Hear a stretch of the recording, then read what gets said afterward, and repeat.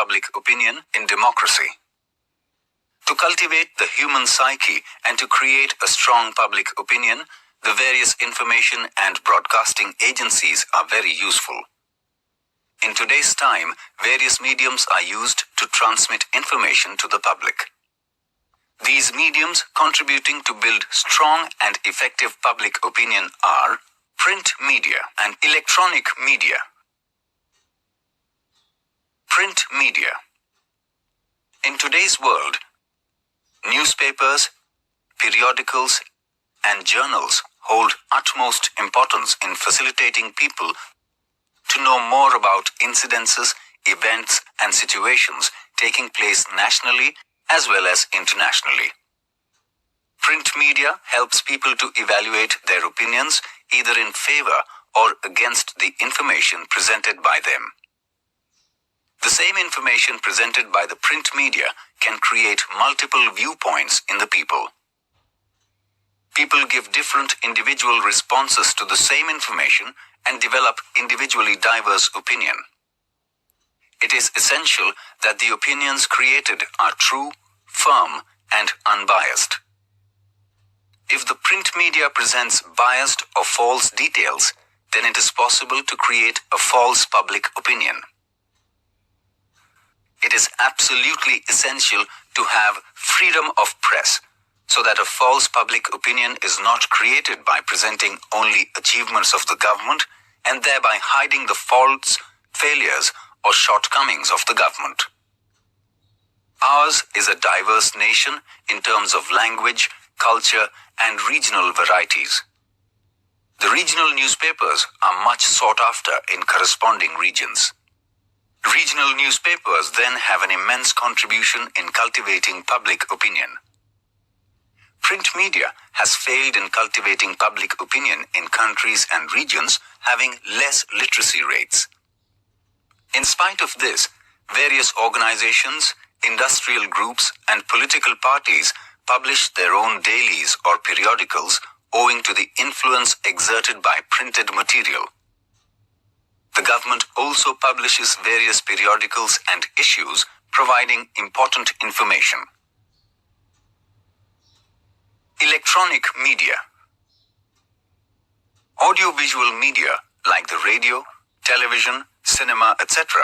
are important in cultivating public opinion. Electronic media is more effective in the regions of lower literacy rates. It is seen that radio and television are considered far more important than newspapers and periodicals. Live telecast of incidents occurring nationally as well as internationally can be easily made available through the medium of radio and television. A public opinion can be created through the serials, dramas, and movies which can help portray socio-economic as well as other problems like untouchability, dowry, exploitation, and poverty in an entertaining manner. In today's world, apart from television, the arrival and spread of internet has helped people to enjoy news, serials, dramas, and movies sitting comfortably in their homes. All these media can create an adverse effect through the presentation of distorted, obscene, and violent information. Hence, it is essential to monitor and control transmission of harmful content through these important mediums. In a democracy, it is desirable that the political parties and NGOs protest against various obscene and violent programs telecasted by the electronic media. Today, in the fast-moving age of technology, people can stay in constant touch with each other through the medium of internet or smart cell and exchange thoughts as well as ideas. Electronic media is widely used to cultivate public opinion. Television, radio, personalized radio, that is FM, plays a special role in cultivating public opinion in modern times. In today's time, rumors spread instantaneously in the absence of facts and details. Hence, there remains a danger of false public opinions being generated. Various types of surveys carried out by electronic media help create public opinion. Surveys are carried out to know public opinion with the help of some details. Opinion polls are presented during the elections. Opinion polls help to estimate the direction of public opinion. Opinion polls are not always true and reliable. Electronic media are very important in today's time. In a democracy, the people and the government should exercise patience. Electronic media helps to transmit people's thoughts, details, and talks to the government, and similarly helps transmit details about the various plans and achievements of the government to the people. Radio can reach in distant and remote areas. But as it is only audio media, it has been less effective. Television programs, though expensive in nature, have gained more public viewership than radio. In a democracy, it is desirable that public opinion should be cultivated so as to cater to the needs of the welfare of the nation. Types of democracy. Various countries in the world have democracy. There still exists diversity within various democracies of different countries. Our country has a parliamentary democratic system. In a country like USA, there is a presidential parliamentary system. We shall see in detail about the two types of democracies, that is parliamentary democracy and presidential democracy. Parliamentary democracy. Our country has accepted the parliamentary democracy. In a parliamentary democracy, the president appoints the leader of the party who gets the majority number of seats in the Lok Sabha as the Prime Minister. The Prime Minister forms the government. The parliamentary government is completely accountable to the Lok Sabha. Government remains in power as long as it enjoys the confidence of the majority of the members of the parliament. Presidential democracy.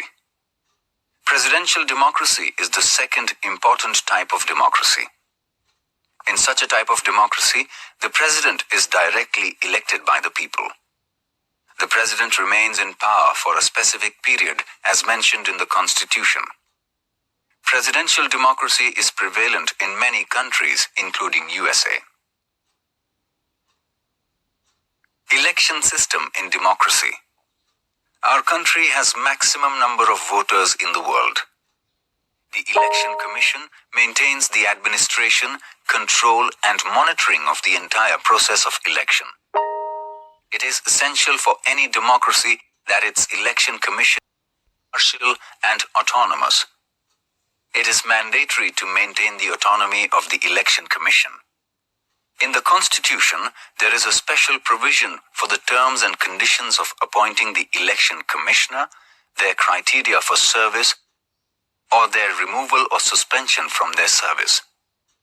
The responsibility and authority to hold elections for the Parliament, State Assembly, Legislative Council, President, and the Vice President rests with the Election Commission. The election of our country is carried out by secret ballot. Legislative Assembly or the Parliament is dissolved after every 5 years, and then fresh elections are held. The election carried out to elect a new candidate to fill up a vacuous place due to death or resignation of the candidate is known as by-election. The dates of election, advertisement, filling and scrutinizing the nomination forms, the dates for withdrawing the nomination forms, the declaration of the final list of the eligible candidates, the allotment of election symbols, etc., falls under the work area of the Election Commission. From the time of announcement of the election dates, a protocol is implemented by the Election Commission. The government is bound to abide by the protocol and not carry out any activity or campaign that can affect the public opinion. The candidates and the political parties come up with their own election manifesto. The election manifesto reflects the proposed plans and works of the party in terms of economic, defense, foreign policy, and various problems. Secret ballot in democracy. In our country, elections are conducted in a complete, independent, and secret manner. Indian parliamentary elections are considered to be the largest election process in the world. Various political parties, organizations, and independent candidates contest the elections. Each of them presents their works, ideas, and future plans to the voters. It is expected that the voters vote without any benefit, greed, or fear. Secret ballot is given utmost importance in a democracy. A voter has a right to maintain the secrecy of his vote. No one can ask a voter regarding his vote. The amazing process of election maintains the secrecy of each voter's vote. The Election Commission facilitates the voting of all persons involved with the election process as well as the army personnel too. Two processes are used for voting. 1. Voting by a ballot paper. 2. Voting through an electronic voting machine or EVM. Counting ballot papers is more time-consuming. Nowadays, most of the voting is carried out using EVMs. Counting votes in EVMs is less time-consuming. It saves time and labor. Voting by using EVM is environment-friendly as it does not make use of the paper. If a voter decides to exercise his right to vote, but not to cast his vote in favor of any of the contesting candidates, he can use the opinion of nota, none of the above. Democracy and political parties. India is a multi-party democracy, and hence we have various political parties.